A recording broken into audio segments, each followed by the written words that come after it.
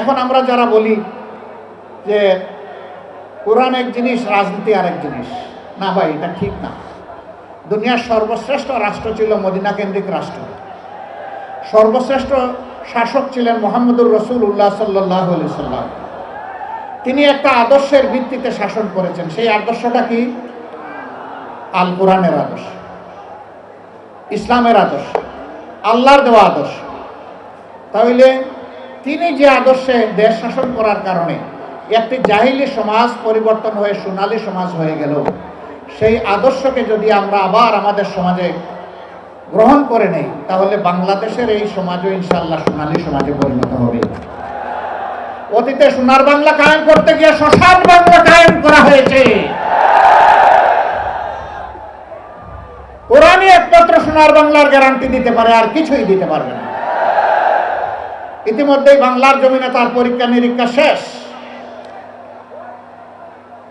এখন হবে ইনশাআল্লাহ কোরআনের বাংলাদেশ।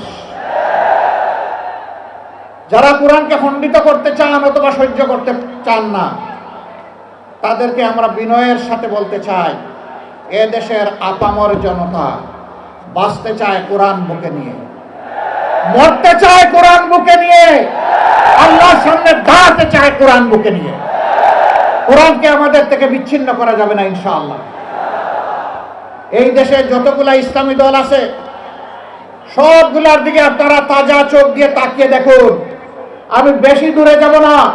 5 আগস্ট থেকে শুরু করে আজকে এই 22 ফেব্রুয়ারি পর্যন্ত এই সামান্য পরিক্রমায় কোথাও আপনি দেখবেন না ইসলামী দলের কোনো লোক এখন জাতির উপরে জুলুম করছে, চাঁদাবাজি করছে, দখলদারির সাথে জড়িয়ে গেছে।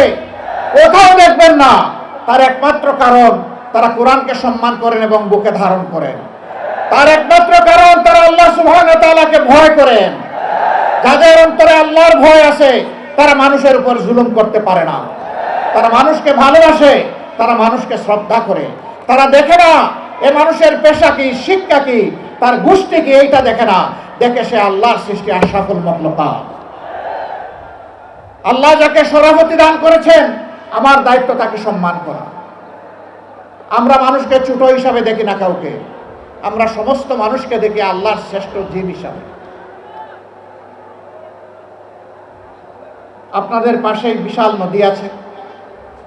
আমি একবার বরিশাল থেকে লঞ্চে ঢাকায় ফিরলাম সকালবেলা, সামার সিজন ছিল, গ্রীষ্মকাল।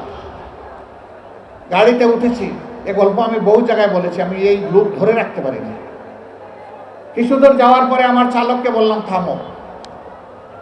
সে বললো স্যার সামনে ময়লার ভাগাড়, দেখতেও খারাপ আর গন্ধ আসতেছে। আমি বললাম এখানেই থামো, এখানে আমার কাজ। আমি 20 থেকে 22 মিনিট বসে আছি গাড়িতে। মাঝে মাঝে সেও আমার মুখের দিকে একটু ঘুরে তাকায়, আমার পাশে বসে একজন সহকর্মী তিনিও তাকান। তারা বুঝতে পারছেন না যে কেন এই জায়গাটায় আমি দাঁড়িয়ে আছি, কিছু বলছিও না, করছিও না। ওই সময়টা পরে গাড়ির দরজা খুলে বের হলাম। তখন এই জল্লাদের শাসন চলতেছে বাংলাদেশে, 2015 সাল। আমার সঙ্গী আমাকে বললেন আপনি গাড়িতে বসেন, কি করতে হবে আমাকে বলেন, আমি সেরে আসি। আমি বললাম better you come with me, আপনিও আসেন আমার সাথে। আসেন। দরজা খুলে পিছনের দিকে হাঁটা শুরু করলাম। ড্রাইভার বলতেছে স্যার গাড়ি ব্যাক করি। আমার না, এখানে থাক। একটা খাবারের দোকানে গিয়ে ঢুকলাম, কিছু খাবারের প্যাকেট নিলাম, পানি নিলাম, নিয়ে আবার এসে গাড়িতে বসলাম। এবার চালক বলতেছে স্যার যাই। আমি বললাম না, আমার কাজ শেষ হয়নি। 5-7 মিনিট পরে আমি গাড়ির দরজা করে আবার নামলাম। সঙ্গীকে বললাম ভাই এই প্যাকেটগুলো নেন, আসেন আমার সাথে, আমিও কিছু নেই আপনিও কিছু নেন। গিয়ে ওই ময়লার ভাগাড়ের কাছে হাজির হলাম। ততক্ষণে একদল লোক যারা এই ময়লাগুলা বেলচা দিয়ে ডাম্পিং ট্রাকে উঠিয়ে শেষ করেছে, এখন বেলচা ছুঁড়ে ওখানে ফেলে দিয়েছে। তাদেরকে গিয়ে সালাম দিলাম। 5 জন লোক আসসালামু আলাইকুম, জবাব দেয় না, মুখের দিকে তাকায়। আবার সালাম দিলাম আসসালামু আলাইকুম, এবারও জবাব পেলাম না, আবার মুখের দিকে তাকায়। এরপরে বললাম কি ভাই আপনাদের মধ্যে কি কেউ মুসলমান আছেন? একজন ভীষণ রাগ করে বললো আমি শুধু মুসলমান না, বাকি ওরা তো সব মুসলমান, তো জবাব দেয় না কেন? বললাম কোনো সমস্যা নাই, আবার সালাম দিচ্ছি আসসালামু আলাইকুম। এবার সবাই সমস্ত রেজু আব্দুল্লাহ আলাইকুম আসসালাম। জিজ্ঞেস করলো আপনি কে? বললাম আপনাদের জাতি ভাই। আপনি কি সিনেমা করতে আসছেন? আমার এই চেহারা দেখে মনে হয় যে আমি সিনেমা করতে আসছি। না, তা তো মনে হয় না, কিন্তু আপনার কথাবার্তায় তো এরকমই মনে হচ্ছে। তো আপনি কেন আসছেন? আমি বললাম আপনাদের হাত ধুইতে আসছি। শুনেন, আমরা গরিব মানুষ, আমাদেরকে নিয়ে উপহাস করবেন না। আমি বললাম আল্লাহর কসম আমি উপহাসও করতে আসি। তাইলে আপনি আমাদের হাত ধোয়াবেন কেন?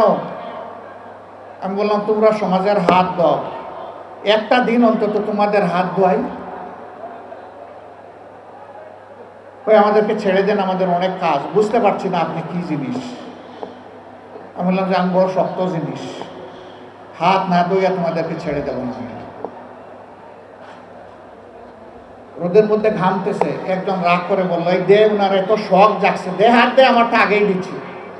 তো উনি হাত দিল, আমি ধোয়াই ঠোয়া খসলাইয়া পরিষ্কার করে বললাম ভাই অনেক শুক্রিয়া তোমাকে। একজন একজন করে হাত দেয় আর খিলখিলাইয়া হাসে। আমার ধারণা আমাকে দেখে মনে করছে পাবনার হেমায়তপুর থেকে ছুটে আসা কোনো পাগল ছাড়া আর কিছু না। হাত ধোয়ানো শেষ। এবার আমার দুই সঙ্গীকে বললাম যে একটু খাবারের প্যাকেটটা দেন। বললাম না এগুলো লাগবে না। কেন লাগবে না ভাই? তোমরা তো চাওনি, আমি খুশি হয়ে দিচ্ছি, একটু নিবা না? জি না জি না জি না, এগুলো আমি বললাম যে বলো তাইলে কোনটা থেকে খেতে হবে, আমি আগে খাই একটু, তারপরে নিয়ে যাও। তখন একজন বলে তাইলে ঠিক আছে দিয়া দেবে। বললাম হ্যাঁ, দুনিয়া অনেক কিছু ঘটে। হাতে নিল, নেওয়ার পরে একজন একটু দীর্ঘ শ্বাস ফেলে বলল তাহলে আমরাও মানুষ। আমি বললাম কেন এই কথা বললেন কেন? জি না, আপনাদের মতো মানুষেরা আমাদেরকে মানুষ বলে না, বলে আমরা সুইপার, বলে আমরা মেথর। আমাদের কাছে কেউ দাঁড়াইতে চায় না, কোনো রাস্তা দিয়ে আমরা হাঁটলে মানুষ সরে যায়। সমাজের মানুষ আমাদেরকে অচ্ছুত মনে করে, এদেরকে ছুঁইলেই যাবে। আমি হাত জোর করে বললাম সোফা কাপড়ের ছোট লোকদের পক্ষ থেকে আমি তোমাদের কাছে ক্ষমা চাই, আমাকে ক্ষমা করো, আমাদেরকে ক্ষমা করো। এরপরে ভয় দেখানো হয় যে ইসলামী রাষ্ট্র হলে মহিলাদেরকে ঘরের ভিতর থেকে আর বাইর হইতে দেওয়া হবে না। আচ্ছা, আমার মা যতদিন বেঁচে ছিলেন তিনি কি বের হন নাই? আমি কি বন্দি করে রেখেছিলাম? আমার স্ত্রী, আমি কি তাকে বন্দি করে রেখেছি? তিনি তো পার্লামেন্টে একজন সদস্যও ছিলেন, তিনি একজন চিকিৎসক, চিকিৎসা পেশায় নিয়োজিত ছিলেন। আমার দুই মেয়ে এক ছেলে আল্লাহর দান, তারাও চিকিৎসক, তারাও তো তাদের স্ব ক্ষেত্রে জাতিকে সেবা দিচ্ছে। তো কই, আমি তো বন্দি করে রাখলাম না তালা দিয়ে। আমার মাকে, আমার স্ত্রীকে, আমার সন্ততিদেরকে আমি যদি এইভাবে তাদের অধিকারের জায়গাটা তাদের হাতে তুলে দেওয়ার পক্ষে থাকি, আমি কথা দিচ্ছি ইসলামের দেশ হলে এদেশের শাসকেরা সেই অধিকার আমাদের মায়েদের হাতে তুলে দেবেন ইনশাআল্লাহ। বাড়তি দুটা জিনিস তারা ভোগ করবেন, এখন যে দুইটার কোনোটাই নাই। একটি হচ্ছে সামাজিক নিরাপত্তা, আর একটি হচ্ছে তাদের মর্যাদা। ইনশাআল্লাহ সেই দুইটাও সেদিন তারা ভোগ করবেন এবং নিজেকে বাংলাদেশের একজন নাগরিক হিসাবে পরিচয় দিয়ে তারা গর্ববোধ করবে। সেই বাংলাদেশি কোরআনের আলোকে তৈরি হবে ইনশাআল্লাহ।